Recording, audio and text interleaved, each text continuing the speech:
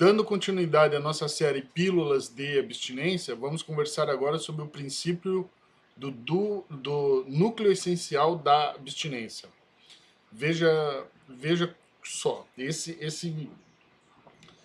princípio, né, ele nos indica o seguinte, eu vou fazer de trás para frente o raciocínio. O busilis da adicção é o egocentrismo, né? É o orgulho, essa relação de teimosia que existe no adicto.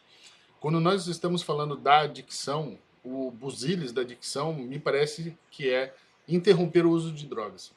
Independe de você conseguir diminuir ou restringir o seu orgulho, independe disso, me parece que basta interromper o uso de drogas, certo?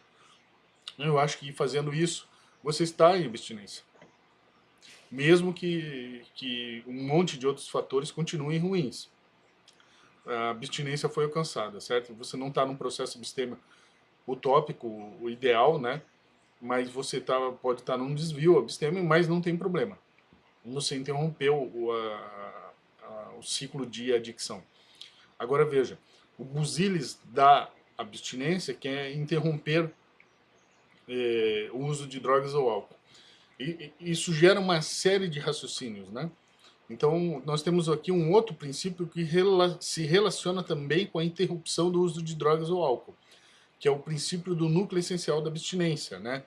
A expressão em latim é minimorum abstemius, ou seja, é o mínimo que existe na abstinência. Veja, não é no abstêmio, é na abstinência, tá? Então, na abstinência, o mínimo que existe, o núcleo mínimo, o que dá para conceituar como sendo abstinência do uso de drogas ou álcool, é não usar drogas ou álcool. Simplesmente isso. Isso é o mínimo do mínimo do mínimo, né? Então, me parece que esse é o núcleo essencial da abstinência. É diferente lá do abstêmio, né? Porque quando a gente analisa um abstêmio que tem 10 dias, um abstêmio que tem 5 anos, um abstêmio que tem 15 anos, um que tem 30 anos, quando a gente pega todos esses abstêmios e tenta ver o que eles têm em comum, para entender o que é o mínimo comum desses abstêmios, nós formamos um denominador comum que eu chamo de quadrilátero abstêmio. Isso é outra coisa, né?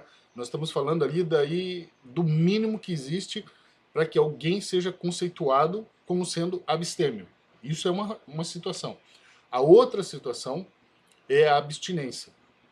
Lembra que o tripé da abstemiologia é abstêmio, abstinência e o processo de abstinência, né? O processo abstêmio. Então nós temos na abstinência um núcleo mínimo também.